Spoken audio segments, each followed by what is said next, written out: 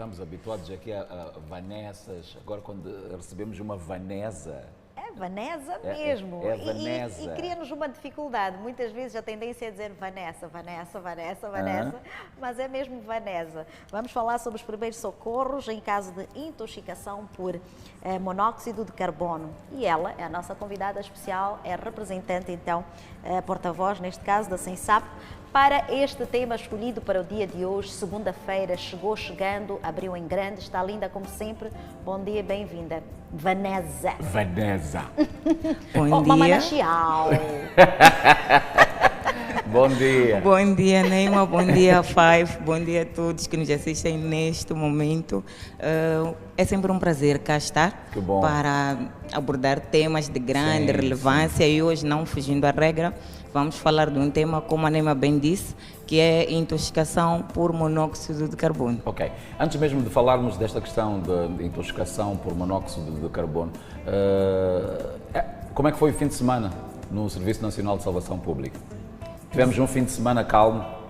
Sim, dizer que o final de semana para o Sensap foi calmo. Ok. Nós tivemos apenas o registro de 2 ocorrências e estas ocorrências tratavam-se de incêndios, onde um deu-se na província de Maputo e o outro na província de Gaza. Mas, felizmente, graças à pronta intervenção do Sensap, podemos extinguir o incêndio e evitar que danos maiores resultassem destas ocorrências. Ok. Certo. E muitas vezes, Vanessa, tens que tomar muitos cafés para te aguentares. Pois é, olha que eu pensei que as conversas fora do ar fossem sigilosas, mas descubro que afinal de contas não. Na nossa casa não.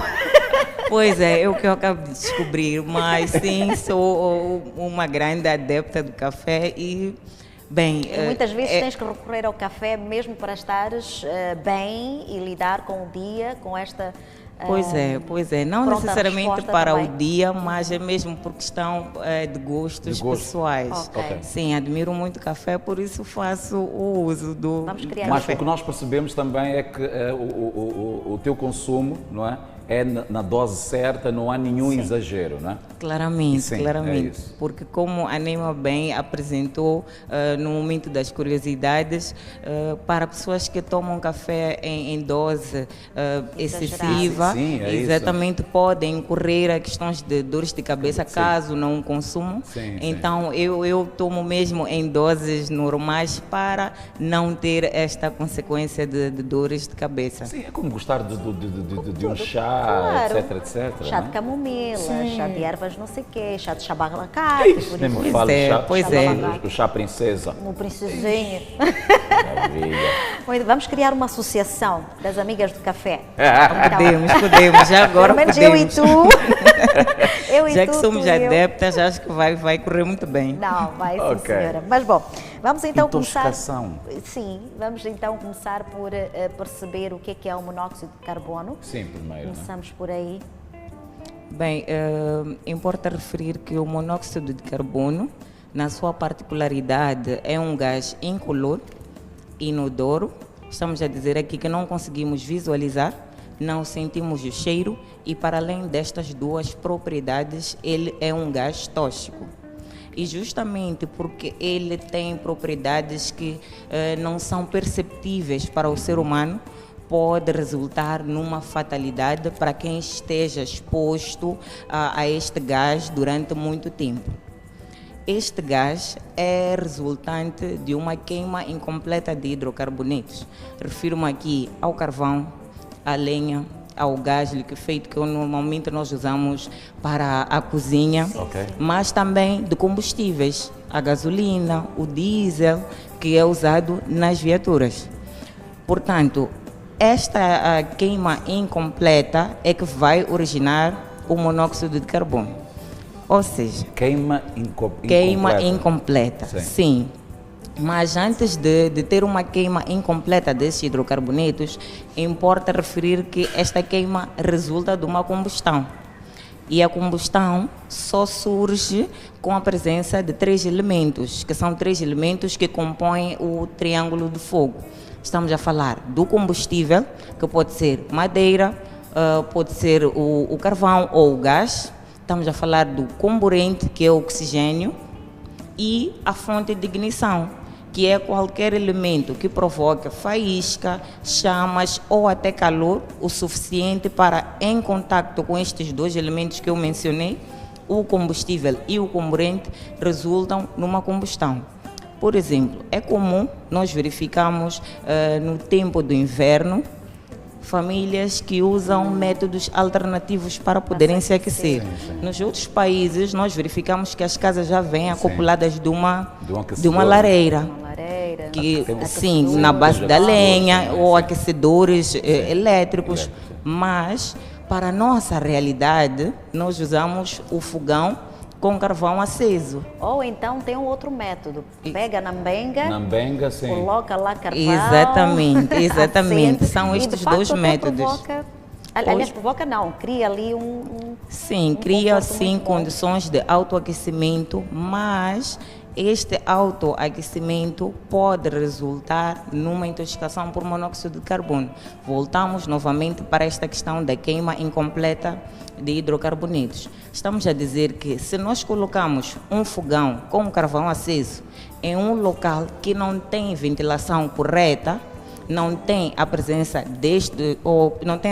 do oxigênio neste local, este carvão vai emitir o monóxido de carbono, porque não está a haver troca de gases ou troca de ar neste local.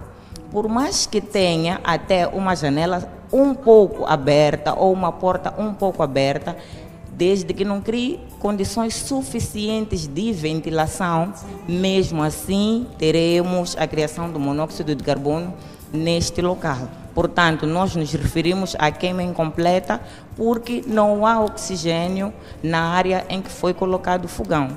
Automaticamente, a pessoa ou qualquer cidadão que estiver nesse espaço que tem este fogão pode inalar este monóxido de carbono. E justamente por ter as propriedades que eu mencionei logo no início, é incolor, é inodoro, a vítima ou cidadão não se apercebe que está a inalar o monóxido de carbono. E não percebendo, pode incorrer a uma situação de fatalidade. Aí nós passamos para a questão dos sintomas da inalação ou intoxicação por monóxido de carbono. Nós podemos incorrer... Desculpa, até temos ali uma imagem, vou pedir ao Exatamente. Tony. Obrigado, Tony. Exatamente. Monóxido de carbono, os principais sintomas de intoxicação. Aqui Sim. Está, nos é apresentado aqui alguns sintomas, Ok. E estes sintomas podem ser divididos em 3 fases. Ok. Numa primeira fase, os sintomas são leves, depois temos sintomas moderados e temos sintomas graves. Os sintomas que nos são apresentados na primeira fase, que é a dor de cabeça, estes são sintomas leves. Náuseas também são sintomas leves. E passamos para os sintomas moderados, que é onde nós encontramos a dificuldade de respiração, a inconsciência, a tontura, e também passamos para o terceiro nível, que é o nível mais grave, que é onde a vítima apresenta convulsões, apresenta-se em estado de coma, mas também em situações gritantes ela pode incorrer a óbito. Portanto, a inalação do monóxido de carbono pode fazer com que as pessoas incorram a óbito sem que estas se apercebam que a causa seja o monóxido de carbono. Porque um outro sintoma que é característico também da intoxicação por monóxido de carbono é a sonolência. Então, nós temos a sensação de que estamos com sono e nos deitamos. Mas este sentido ou este sintoma de sonolência é um aviso para que, se nós não nos retirarmos daquele lugar com um pouco mais de antecedência, nós podemos incorrer à morte, porque ao dormir nós fazemos o nosso processo normal de respiração. E neste processo normal de respiração, mesmo a dormir, nós vamos inalar este monóxido de carbono, portanto perdemos a vida mesmo a dormir. E como é que acontece esta intoxicação no nosso corpo? Ela acontece por via respiratória, através das narinas e através da boca. E quando este monóxido de carbono entra nas nossas vias respiratórias, ele vai direto para os pulmões. E dos pulmões entra na nossa corrente sanguínea. E na nossa corrente sanguínea nós sabemos que o sangue é responsável para além de transportar nutrientes, transporta o oxigênio para o nosso organismo, ou melhor, para os tecidos que compõem o nosso organismo. Mas o monóxido de carbono, quando entra quando entra na nossa corrente sanguínea, ele vai se juntar à hemoglobina. A hemoglobina que é responsável por transmitir ou transportar oxigênio para os diferentes tecidos do nosso corpo. Uma particularidade é que o monóxido de carbono tem mais afinidade com a hemoglobina, com essa proteína que transporta oxigênio, 250 vezes mais em relação ao oxigênio. Assim sendo, há uma competição entre o monóxido de carbono e o oxigênio dentro do nosso organismo. E, na verdade, quem vence nesta competição é o monóxido de carbono, justamente por ter mais afinidade com a hemoglobina. E quando o nosso organismo tem mais o monóxido de carbono, vai criar uma sensação de asfixia, ou remete a vítima a um quadro de asfixia. Isto por quê? Porque o oxigênio vai estar em menor quantidade, o nosso corpo não vai estar a produzir, ou melhor, a oxigenar devidamente, e sabemos que quando o nosso cérebro não oxigena devidamente, passamos para um estado de inconsciência, dificuldades de locomoção, dificuldades motoras, porque o nosso cérebro é aquele que nos ajuda na locomoção e na movimentação dos membros. Mas também os outros órgãos começam a entrar em falência. Por isso é que a intoxicação por monóxido de carbono cria asfixia. E a asfixia, se não analisada ou percebida antepadamente, pode fazer com que esta vítima incorra a situação de óbito. Agora, como proceder para que não chegue a este estágio? Caso estejamos perante alguém que esteja a sofrer de intoxicação por monóxido de carbono, o que é que nós devemos fazer? Como devemos fazer? E o que é que não deve ser feito? Pois é. E como identificar logo a priori, porque pode estar no local, mas também pode não estar no local. Como identificar que aquela pessoa está a sofrer por intoxicação por monóxido de carbono? Um aspecto muito importante é que os sintomas do monóxido, ou melhor, da intoxicação por monóxido de carbono, podem ser confundidos com uma outra doença. Sim, Estamos a falar de uma dor de cabeça, pode nos parecer um mal-estar súbito, pode nos parecer uma outra doença, por exemplo, uma malária, um início de uma gripe, mas é importante que quem vá fazer esta ajuda seja um pouco mais perspicaz. Passar da análise muito superficial para uma análise um pouco mais generalizada, onde ela começa a imaginar se porventura no local onde a vítima foi encontrada existe algum ponto que pode ter sido o vetor do surgimento do monóxido de carbono. Neste caso, ao chegar ao ambiente, ao chegar ao local, ao local, sim. Se tiver um fogão a carvão, é fácil de visualizar, mas o monóxido de carbono não é só produzido pelo carvão. Temos o gás de cozinha, que a vítima pode ter usado o gás, mas em condições que não tenha ventilação correta. E o monóxido pode estar no local.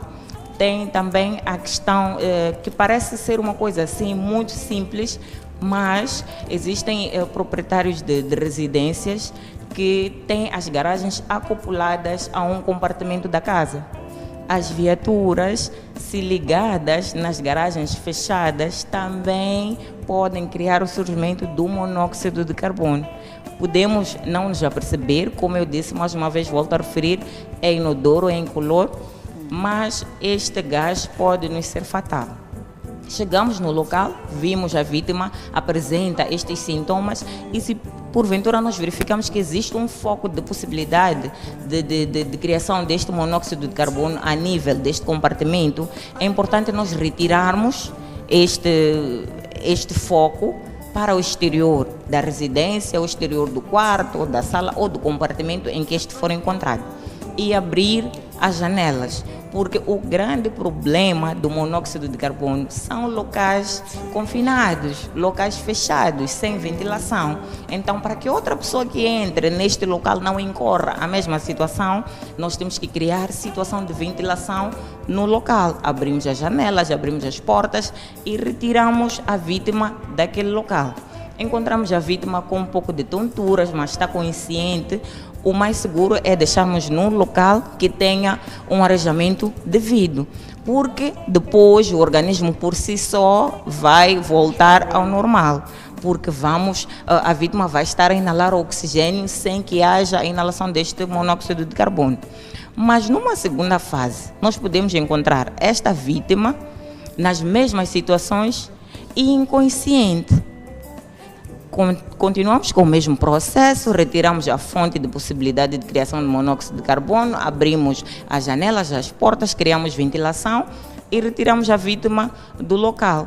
Mas ela está inconsciente e nós temos que verificar os sinais vitais da vítima. Se ela respira direito, se tem os batimentos cardíacos, nós colocamos a vítima numa posição lateral de segurança, porque um dos sintomas também que advém desta intoxicação são vômitos.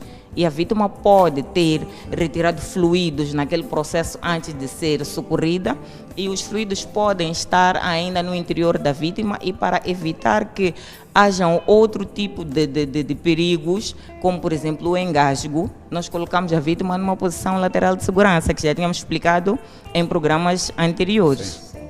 E agora, num terceiro cenário, né? É verdade. Num terceiro cenário, nós encontramos a vítima nas mesmas condições, inconsciente, porém, ela não apresenta os batimentos cardíacos e não apresenta a respiração. Voltamos para a questão da ressurreição cardiopulmonar. Também já tínhamos apresentado aqui em programas passados que trata-se aqui de massagens cardíacas que são feitas a nível do peito para estimular os batimentos cardíacos, mas também as insuflações, que são normalmente chamadas de respiração boca a boca, para estimular a respiração da vítima. Portanto, são 30 massagens cardíacas e 2 insuflações, mas também podemos alternar 15 massagens com uma insuflação, até nós completamos o número de 30 massagens cardíacas com 2 insuflações. Importa referir que para este estágio nós devemos continuar com este processo até um atendimento mais especializado ou até a chegada da vítima numa unidade hospitalar. Agora, numa primeira fase, existe tratamento para as pessoas que se encontram neste processo de inalação por monóxido de carbono, que é feita mesmo a nível da unidade hospitalar, mas também depende da fase em que esta vítima vai ser encontrada. Normalmente, quando já se encontra num estado de inconsciência, normalmente é usada a nível do hospital a administração de oxigênio, que são usadas as máscaras a nível da face para dar oxigênio à vítima, ou até de catéteres nasais, que são tubos que são introduzidos a nível do nariz para estimular a respiração da vítima. Mas existe um estágio em que a vítima está tão grave que é preciso um outro tipo de ventilação, que é um tipo de ventilação mecânica, onde é introduzido um tubo a nível da traqueia da vítima, que normalmente chamam de intubação. Coloca-se um tubo a nível da traqueia da vítima para permitir que haja um aumento de espaço a nível da traqueia para a passagem de oxigênio para o sistema respiratório, mas esta é uma ventilação mecânica que é usado o aparelho específico para o efeito, mas para pessoas que estão em situações graves, porque como eu disse, a intoxicação por monóxido de carbono causa asfixia, e asfixia se nós encontramos uma vítima já num estado em que ela inalou muito monóxido de carbono, vai ter dificuldades imensas de respirar por si. Por isso é que vamos precisar de um aparelho de ventilação mecânica para o efeito. Vanessa, neste processo de socorro, o processo de socorro neste caso deve durar mais ou menos quanto tempo?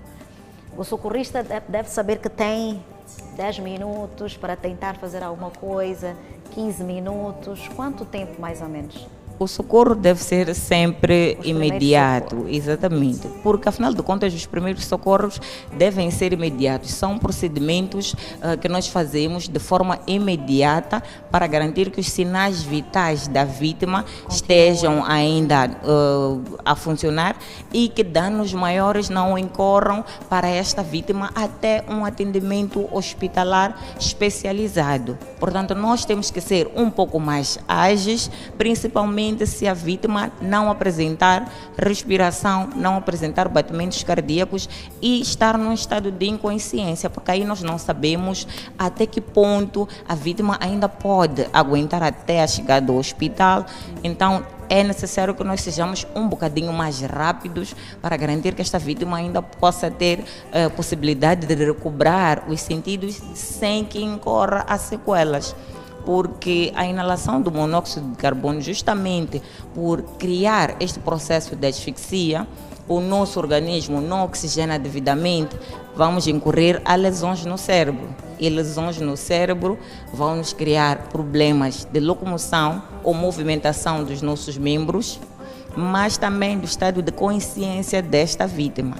Ela pode já não apresentar um estado de consciência normal, porque algumas moléculas, algumas células durante o processo da asfixia foram deterioradas. Então é importante nós prestarmos atenção nestes aspectos para podermos ajudar de forma correta e a vítima ter o sucesso de recuperar os sentidos sem incorrer a sequelas.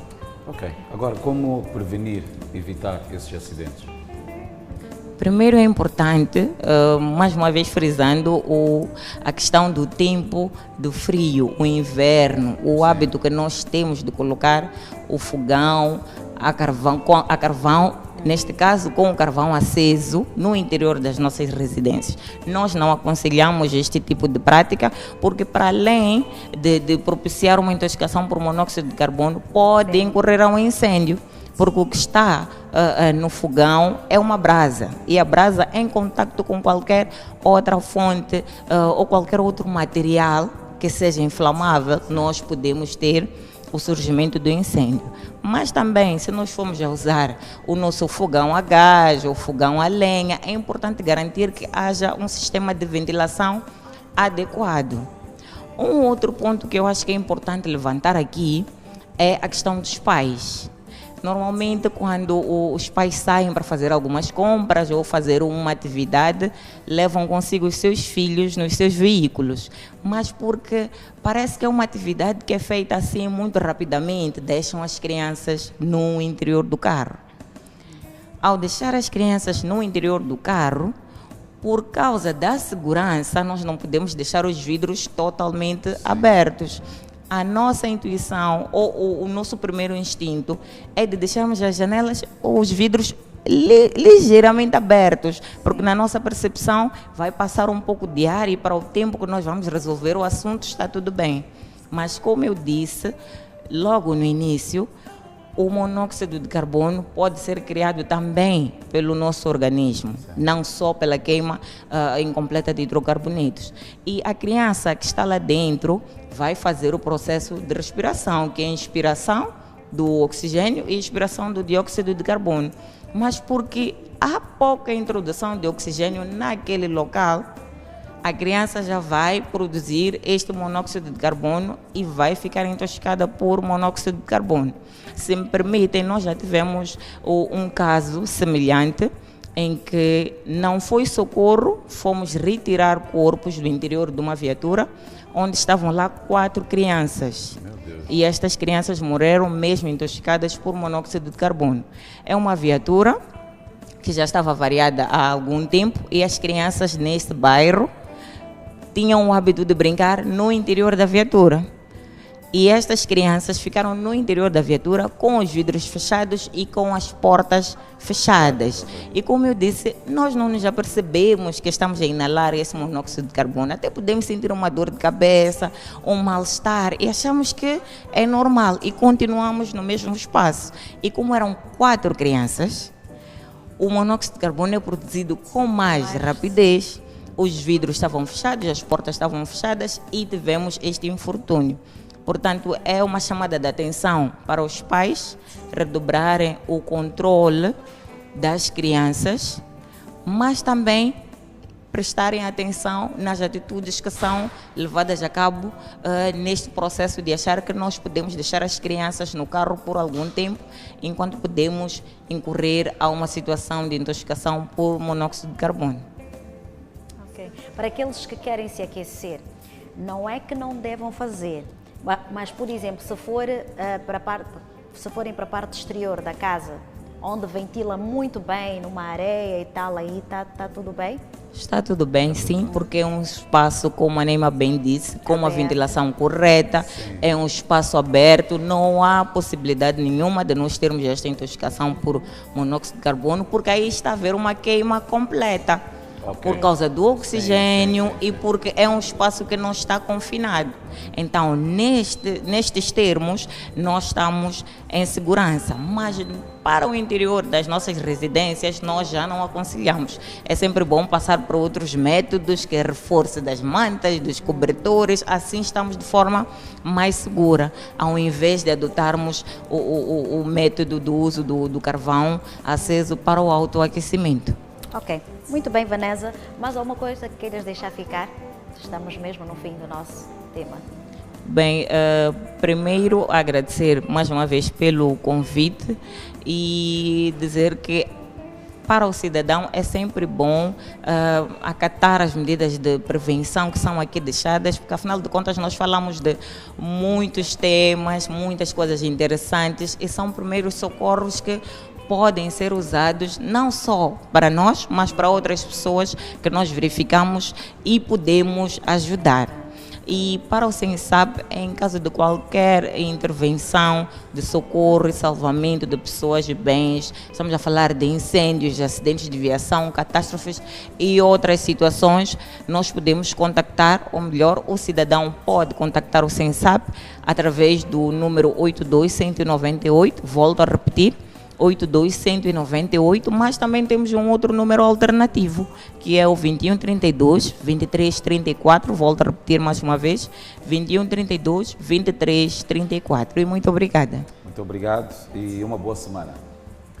E assim foi o tema escolhido para hoje. Estivemos então com a porta-voz do Serviço Nacional de Salvação Pública, a Vanessa Chiao, a nossa convidada do dia.